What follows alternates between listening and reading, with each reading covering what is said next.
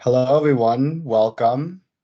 This is today's webinar. We're super excited to have you. The webinar today is Transforming Change into Opportunity Using AI to Enhance Team Performance and Adaptability.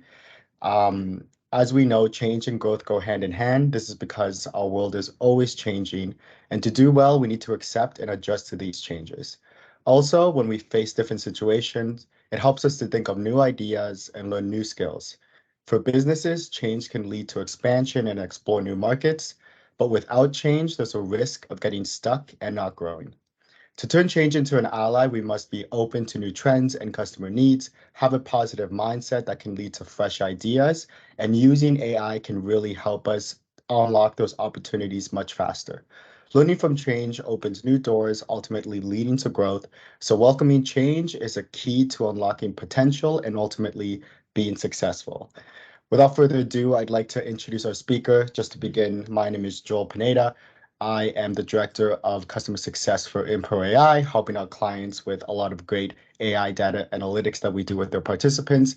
We also have on the line Michael Lappen, who is a seasoned board member and previous CEO with a track record of successfully building businesses, primarily in the financial services, information technology, and telecom and healthcare industries.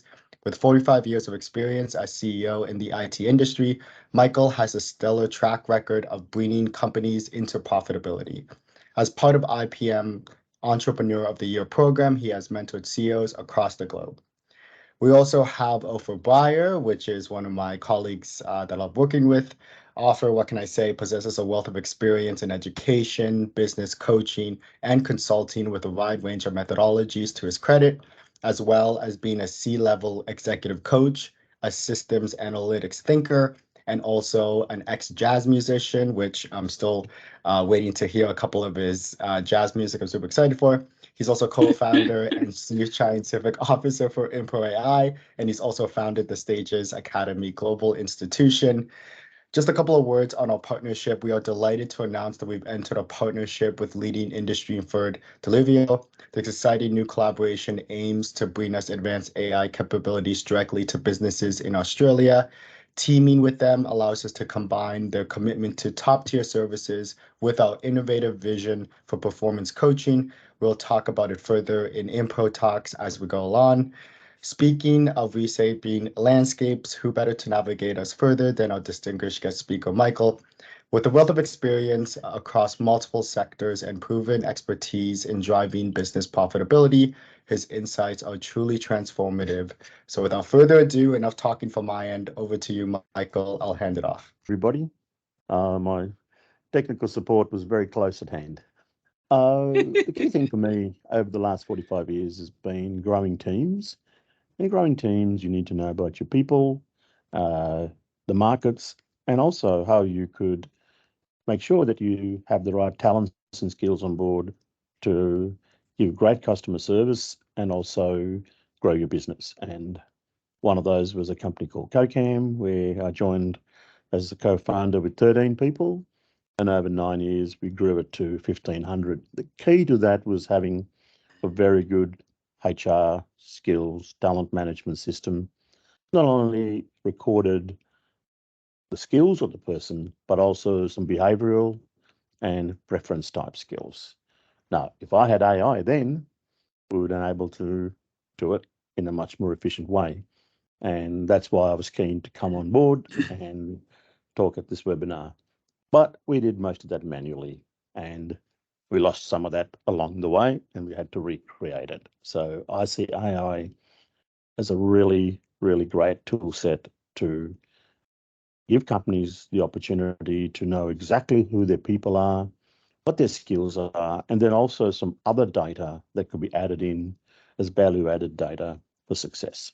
The other one was a company called Wang, and we bought a French company in Australia and the Asia Pacific area called Group Bull, and we had to merge nearly 10,000 people with a company that was 130 million and losing 19 million.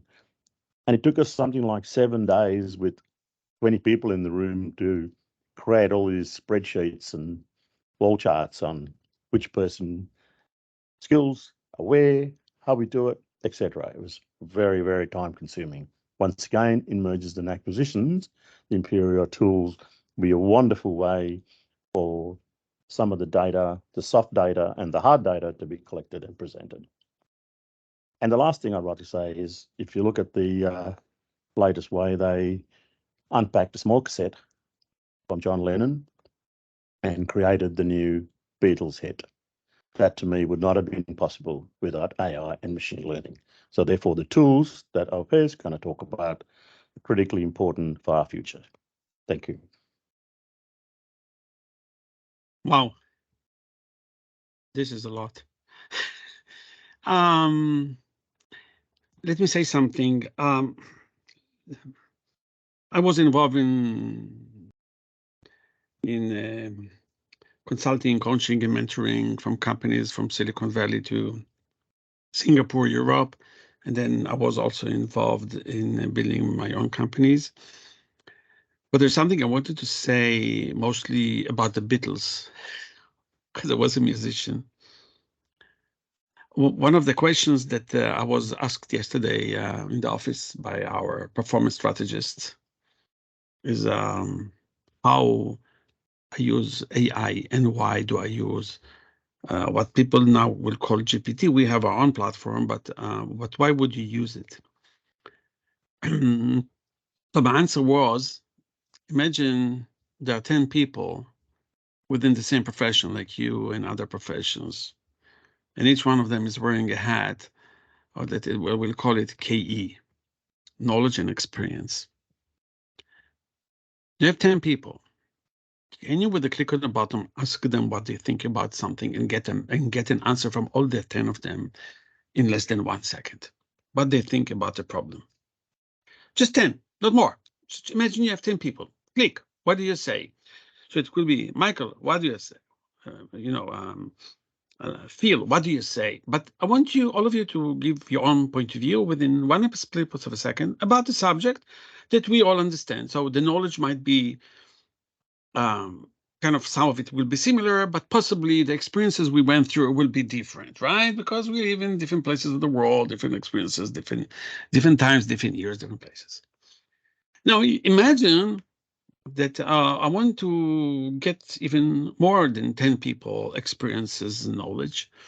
And I click on the bottom of, let's say, called GPT for the sake of conversation, right? So when I click on that, I have 500 million people sharing with me their thoughts in a condensed version, only if I know how to write the prompt and insert the real problem, the exact problem, in order not to get garbage in, garbage out from the system, right? Let's make the assumptions that I know how to do it. Or ever in the world in the past, you could get the knowledge of 500 million people. Let's assume that half of it is non-relevant information or not good information. Still, you have a quarter of a billion people sharing knowledge every day and thinking and thoughts, and you can do with one click to get this, the sum of the thoughts that 500 million or quarter of a billion people thought about a certain subject. That this is something that I wanted to say about the Beatles, right? So you can recreate the Beatles.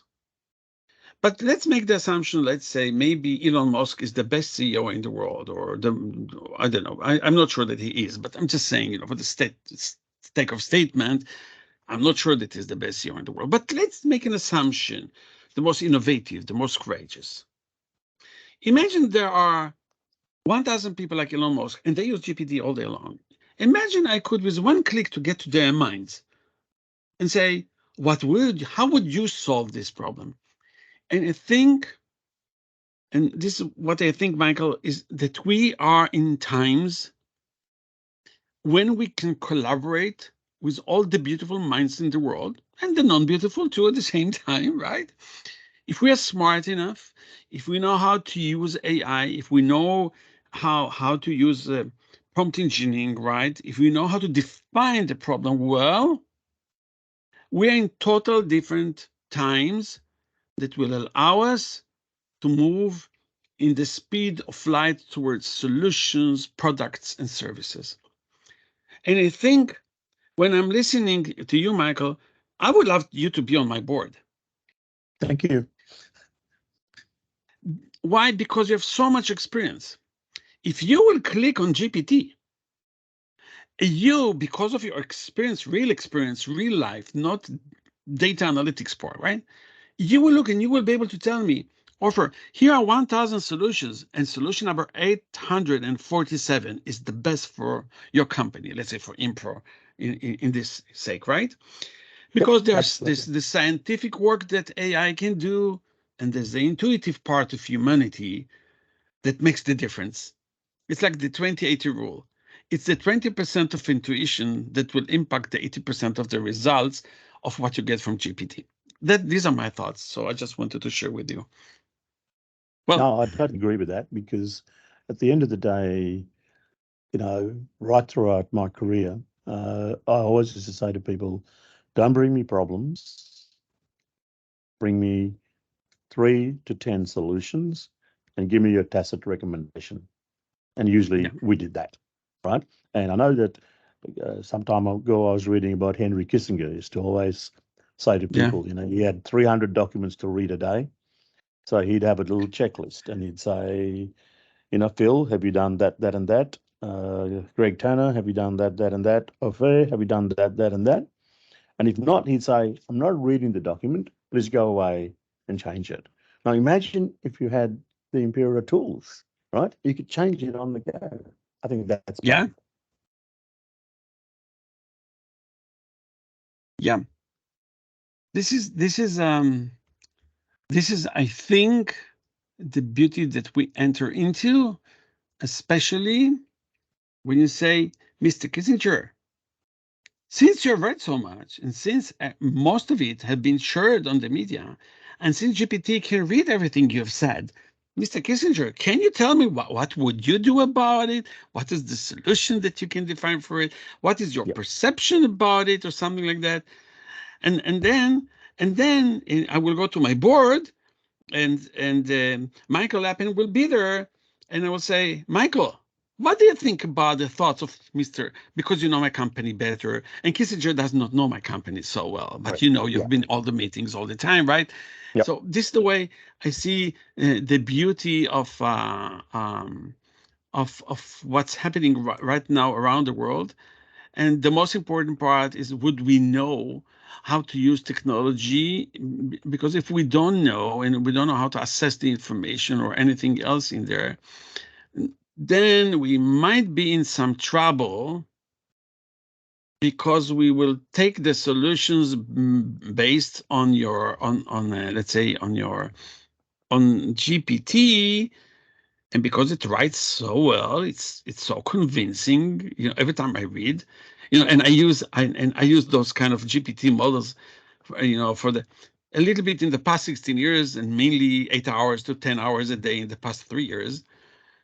And it's so convincing sometimes that I find myself confused if it's really great or not.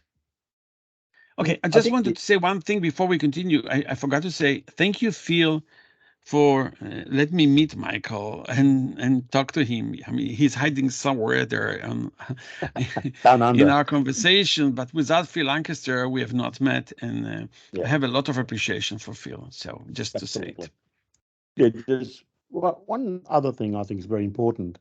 Everything I hear and read about AI is misinformation. It's going to take somebody's job. It's going to put someone in the gutter. It's going to eat someone's breakfast. Like this morning on the news, ABC News Channel, the Australian Computer Society head was saying, "Oh, we don't have these skills, and we're going to lose these jobs." And I felt like saying, if I could be on that chat, no, it's going to create new skills. It's going to create new jobs. Because I remember when I took people from Kalamazoo handwritten accounting systems to computerized systems, everybody said thousands of jobs will go. But thousands of jobs were created because you were able to get management information out of the data. Yeah. Well, I read also an article last year that 85 million people just in the United States alone will lose their job this year. On the other side, I saw that there are 90 million people, 90 million jobs that will be other, new openings for new. But I think because the world will become tenfold more innovative, there will be much more jobs in the market for the new innovations, right? So like prompt engineering did not exist 2 years ago. Now we have a job being called prompt engineering, and next year there will be something else, and next year will be something else. So I do think one of the big mistakes I find, is when I talk to, our clients sometimes, that they tell me that, yeah, but GPT can do a job of 10 people. Yes, if you manage it right, yes. And so maybe I will fire 10 people and I will use just GPT. Said, yes, that's a possible way.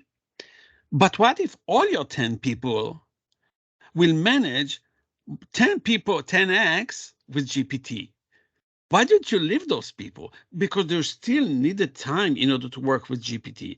And instead of one person working with GPT, then there will be 10 people working with GPT or 100. So if a salesperson can make better sales by using GPT for, formulas or whatever, prompts, now you should hire 100 salespeople. So each one of them will make you 10x. Right. So, and because if you're not going to do it, right, how are you going to get into growth, right? So, I don't believe that it will take all the jobs, but people will have to change jobs or to change the way they work.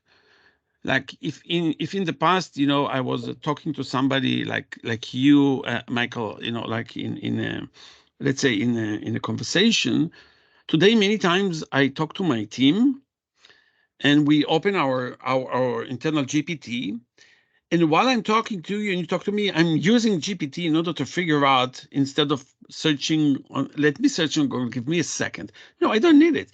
I talk to my GPT and you talk to me while I'm talking to GPT, and some of the knowledge that comes from the GPT I'm sharing with you, whether in a written form or whether like in conversation, and you're using your own GPT based on your own experience and your own knowledge. And now we tenfold our abilities because I'm using the technology, and we have a conversation to make a smarter decision. When, let's say, I'm the salesperson and you are the marketing guy, right? So you will look for different things on GPT than me. And me as a salesperson, I don't understand marketing. So why would I go to figure out solutions in marketing when I don't understand it? It's like, if I'm not a lawyer, I will not know how to write anything that does not belong to my fields of expertise, right? So I need to figure out. I can't write a contract or interpret the law, business law. The contract can look really good and I can lose in court, right? So because I don't know how to write the contract. But does it cover disclaimers and confidentiality and protection of intellectual property? Probably not. Probably not. Yes, exactly. So, so I think the world has become to the point that productivity, creativity is based on how fast you adapt to new models. And I can tell you, I've created more than 2,000 products with business plans and everything else for my company in the past year. It will take us 10 years to implement it, maybe, but I've already created all the solutions, and because I know how to work with GPT quite well. So it can enhance the speed of everything and sometimes the quality, but still you need to understand what you're doing with it. You need to be a professional in your field, right? Yeah. So how do you see the tools? I mean, how do you get rid of some of the misinformation, and how do you clearly? I think there's a piece missing in the AI story at the moment, because I'm a guy that went from taking people from handwritten records, punch card and paper tape, personal computers, mini computers, etc., right down to my phone now is 10 times more powerful than our first IBM Bureau computer, which was 7 rooms big, for the same amount of computing power and storage as my phone. Okay, so how do we actually get the message through? Don't be scared of change. Don't be scared of of ChatGPT or AI tools, and then this is how you enhance and grow and develop your business faster and better. That would be my 3 years challenge. ago, 3 years ago, I was on a flight going to Canada from my country, from the country I was living before. Yeah. On the flight, I wrote 18 assumptions about the future of the world, and all of them were about speed. So I will share with you 3 of them, because I think this is very important to understand. I wrote, the world is going to speed everything. Speed of change will be huge. Yep. Like rapid. if you have like in the past, like companies like HP, Microsoft, that I was involved in some of my work with, where they were doing change management process every 3 years. I wrote 3 years ago that change management in the near future means within the next 3 years will be every 3 months. Mm-hmm. I agree. So you have 1 month to make the change, 2 months to leave it, and then do the next one while starting a month before to plan it, right? And then because of it, because of speed of change, there will be a speed of decision making. And I will explain something about it. You see, like GPTs, kind of models, LLMs, whatever, they can help you to gather a lot of more data, more information, and different models, and screen it and whatever for you. But as I said, if you don't understand the field, you might make the wrong choice, because you still have to make choice. It's like a pianist has 88 keys on the piano. I can tell you, I was a musician, right? So mathematically, you have like billions of possibilities for playing the order of notes, right? But not all of them work. You need to be a good musician to choose the right notes and to create a perfect melody, right? So decision making will be based on how brilliant you are as a person understanding the world, and not let the machine understand the world, because the machine can understand something that will make you successful or make you fail. That's a machine. Yep. So now the speed of change is based on enabling this decision making, the speed of decision making, and therefore we have to move into a new mode, and we call it the speed of learning. How fast you learn. So if you have 1 year to study prompt engineering in order to make use of 10x building your company, that's too long. Now, Correct. most people, they run around the company, task by task, they run around busyness all the time. However, they don't have time to play. Mm. And when we work with our participants and our clients we tell them, let them play 1 hour a day with GPT models in order to figure out, based on their profession, how to utilize it fast. Because if they will use it without practicing, it's like going to play basketball without learning basketball, or going on ice skating without even trying first. So you cannot try on the job. You have to do on the job training, which means you have to practice at least 1 hour a day, different models. And if you know how to practice it every day, 8 minutes every hour or whatever, I don't know, then this playing will become a part of your professionalism. And at the same time, you need to understand better the world professionally, so the GPT will not deceive you. So That's I good. believe that people Yep. will have to become talents on high level with high level ability of utilizing technology. And that has to do with speed of learning. Right. Should we open up for questions, do you think? Yeah, why To not? everyone? Yeah, I think so, because it's great to see some of the thoughts of everybody out there, and thank you for joining. So Joel, Yeah. are you?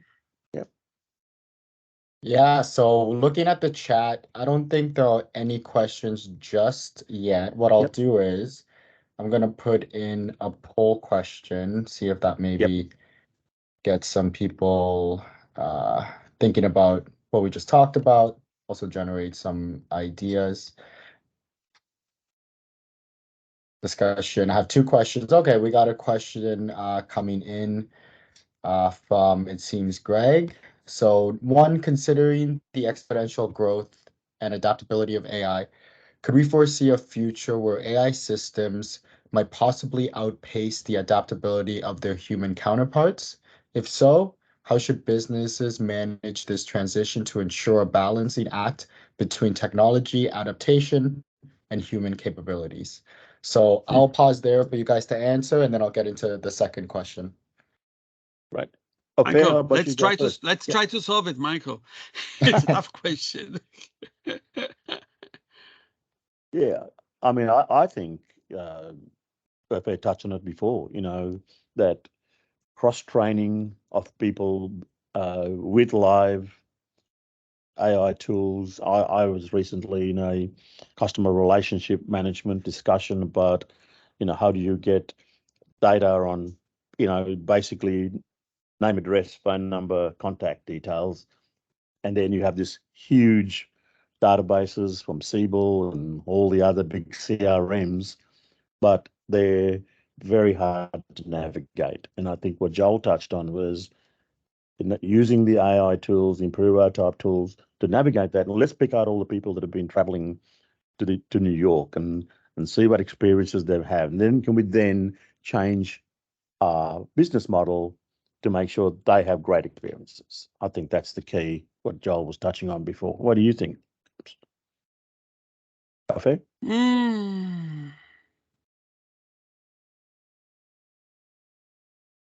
I'll tell you something.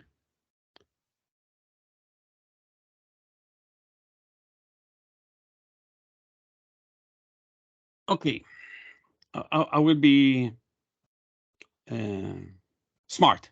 Let me be smart for a second. Why So not? You're the I chief was scientist. I was reading the message of other person word, and I was listening to you. Yep. Right. So I decided to apply some prompt engineering to look at some, I would say, point of view of the machine and elaborate on it a little bit, so you will be able to see how this interaction, like, and the fear is that it will outpace, right? The machine will be smarter than us, kind of. But that's not a bad idea, like I will tell you, I always tell managers, hire people smarter than you.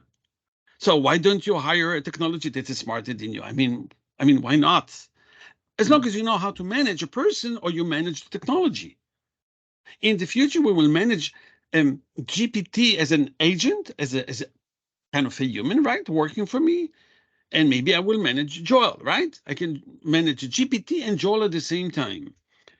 So my thought was, in order to understand the problem is, the question is basically with the exponential growth and adaptability of AI, okay, there is a potential for AI systems to output human capabilities, I can tell you. However, okay, that's the situation. There is a chance that it will happen, right? But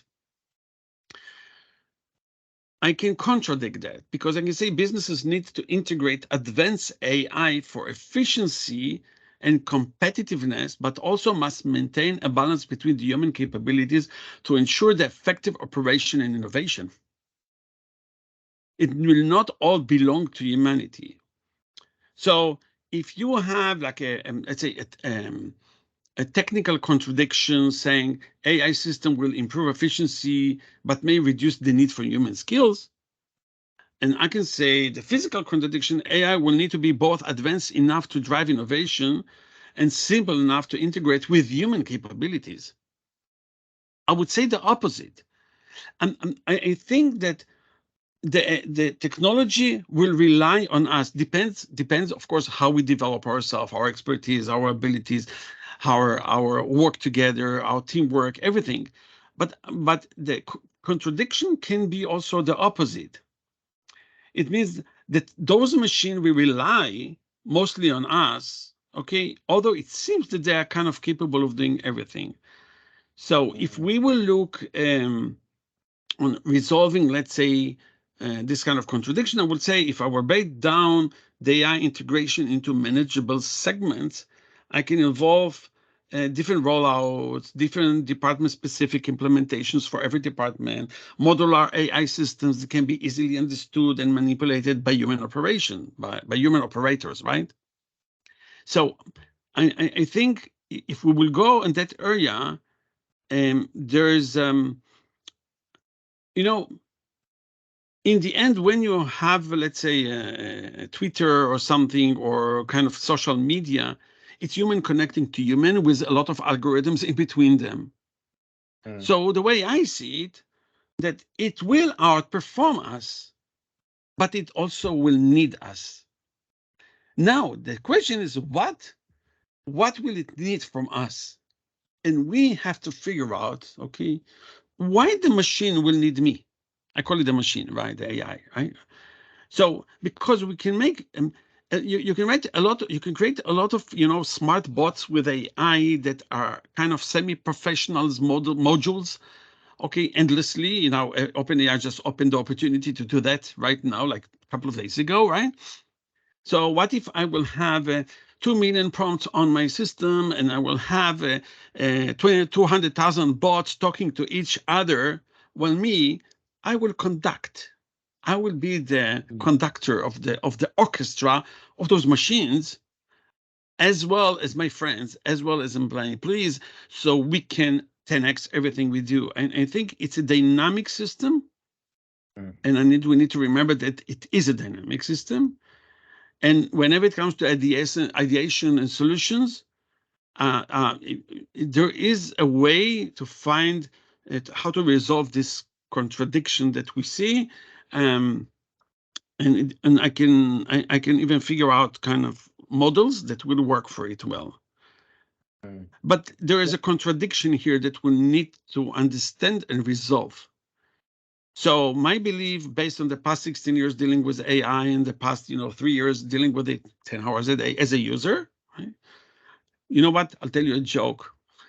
It's not a joke. Something really happened. There was a CEO of one of the companies, and he invited me to talk to the executive team and the board. Okay, and he said, meet Opher Brayer, he said. He's one of the top experts in the world of AI. This guy was lying. I'm not one of the top experts on AI. I'm not on the list of the top 10,000. But what do I say? Your CEO is lying to you? I couldn't say it, right? So I was thinking for a second. I was stretching my head and I said, you know what, guys? I'm not the top. I know about the future of AI only 0.2%. But it's more than all of you in this room.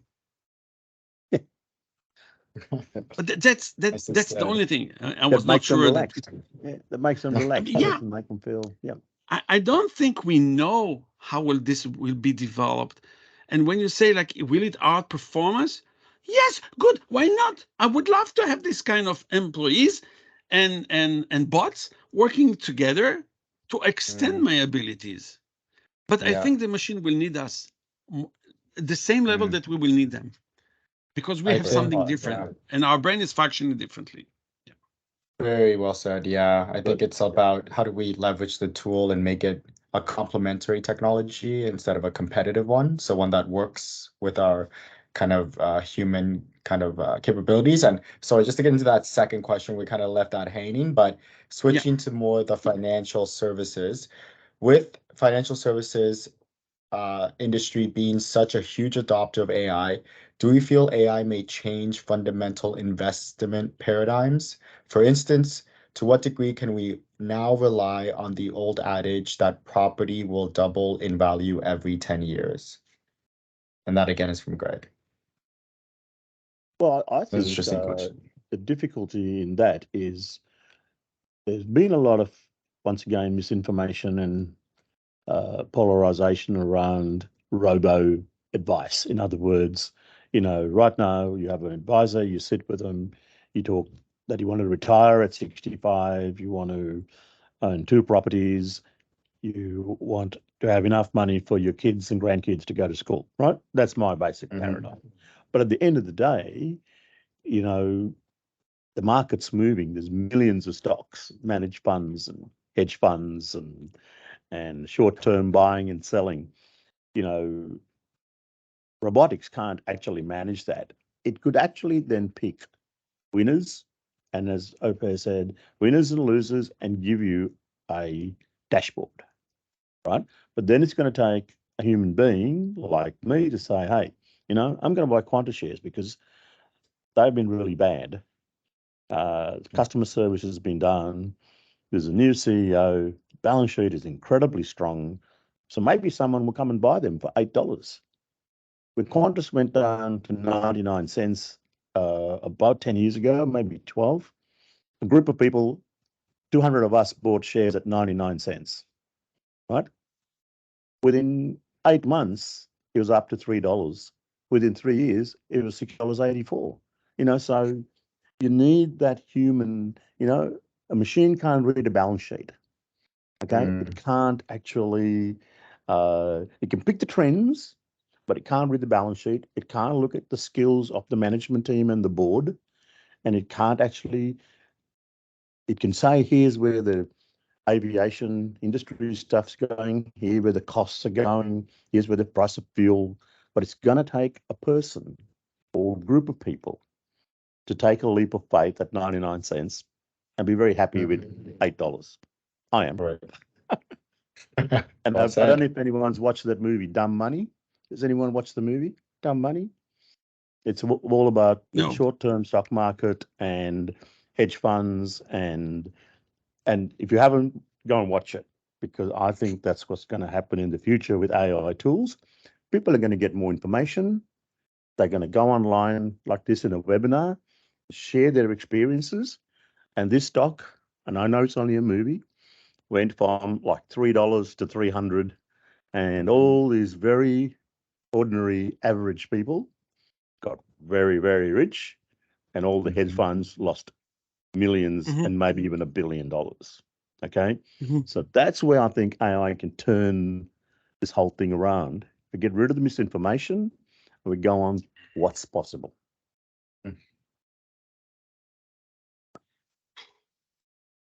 If we talk about economics and financial services and everything else, one of the things I've seen, like starting like 3 years ago, that many companies got to the point that their valuation was 10 billion, 20 billion, 30 billion.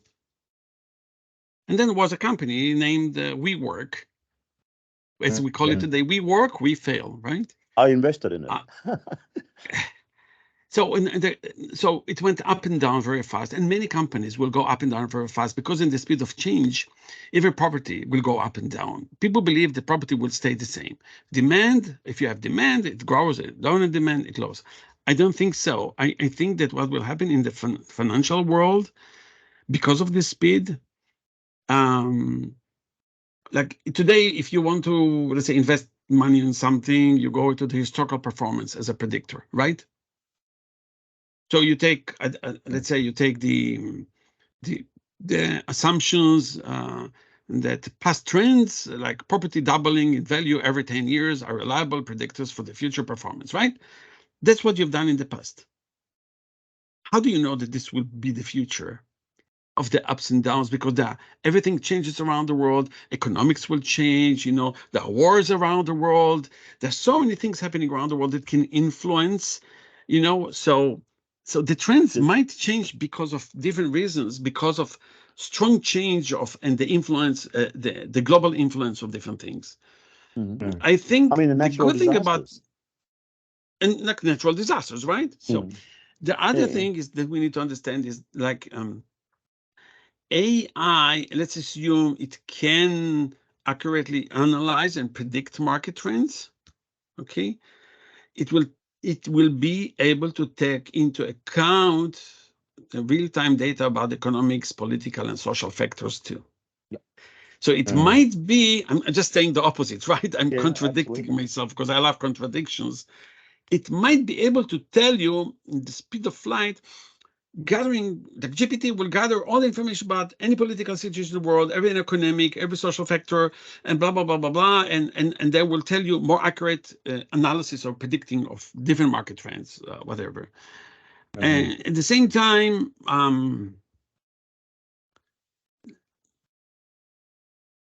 there is a belief in this world that everything works based on the market dynamics like supply and demand, right? But we believe that it will remain consistent in many areas, but not for sure it will be consistent enough for historical trends and will continue. So, and I think because AI can analyze market behavior very smartly, okay, it will help every person to make faster financial decisions that will influence the market. Mm. Right? It's not a vicious cycle, I will get, but you know, it's a closed loop, right? And I can say that the economic factors of I would say stability and growth will go up and down much faster. Yeah. And you will have to it's like catch the buying trend in time.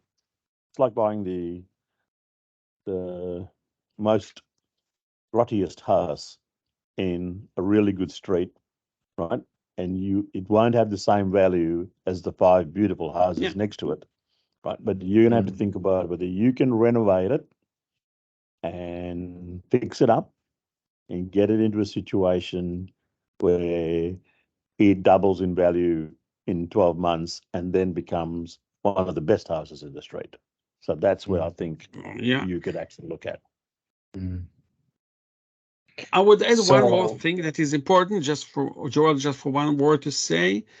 For sure. I think one of the most strongest influences in the world on the economic will be emerging technologies. Because there's so many of them. Everybody's developing something around the world, and each one of them will influence the market. So it will be much more complex, and it will change a lot of the investment paradigms, for sure. I think there will be great opportunities for smart people by using smart prompts on the technology itself. For sure. And maybe what we can do, we all run, Yeah. Go ahead. Go ahead, Michael. That's right, Joel. Phil's made a really good point that its probability of AI being right is higher significantly than it being wrong. And I think that's the kind of information I think we should be putting into the market, not the it's gonna make actors get out of work and it might actually get rid of contracts, or the government might get influenced by things, stuff like that. We're going to get rid of all that and talk about the chances of it being right and better, richer, more strong information and good information than it can be wrong 10 or 15%, but it's not going to be 100% wrong. I agree, and I will add that technologies are also biased by data. So if you have statistical data, you can be biased. And more than this, I will believe that when people will start to leave everything for the AI to do, they will have less control on their financial assets because the machine will make all the decisions. And since we still have to make decisions, we will be so biased that it will be so hard for us. Our fears will grow over time because it can change every day. So I don't know. I mean, it will be accurate, yes, but it will be accurate for everyone. So the competitive level will just higher, and you will need to be even smarter, understanding, letting the machine make decisions for you. But the point I'd like to make there is it'll be better for people that ask the right question rather than people that ask a general question, right? So if you ask, you have to make sure that you know how to put a question to get the best result.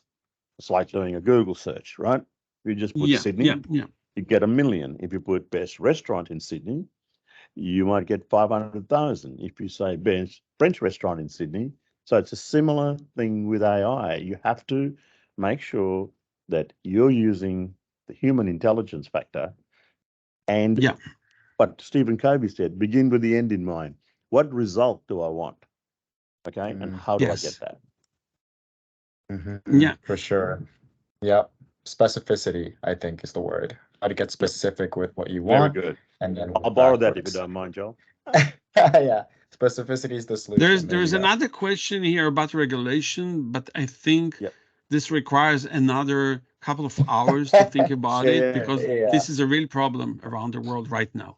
Yeah. Let me give you a one-liner on that, if you don't mind, because I'm the chair of the University of Technology here in Sydney, and we have now a whole course on regulation and government sort of cleanliness, if you don't mind me calling, of AI. I think the issue is not what the compliance is and the regulation, because there's millions and millions of that data around, right? Like, so it's how we manage it.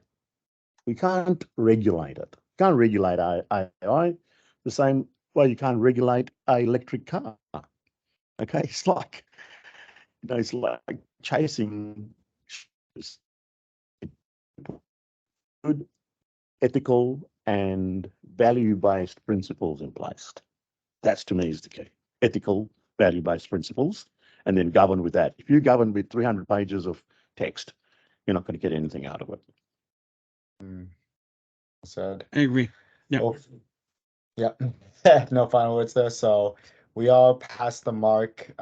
Just to wrap up, give a bit of a highlight of what we talked about. So we delved into how growing AI technologies can seamlessly facilitate the transition of changes into opportunities, enhancing the performance of adaptability of teams.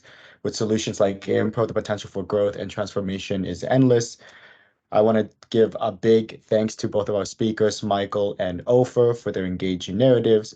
As always, your contributions substantially enrich the conversation and deepen our understanding of AI, specifically what we talked about today. So for the audience, I hope this was valuable. It certainly was for me. Thank you so much for joining, and we'll see you guys at the next event. Wait. Stephen is writing. Give him a chance. Give him a chance to finish. Stephen, faster. He might be just thanking us. He wants to summarize the results. There you go. Never mind. Typical chief scientist. There you go. Well, thanks everyone for joining. And guys, the only thing I can tell you, don't be afraid, be smart. That's all. I'd echo that.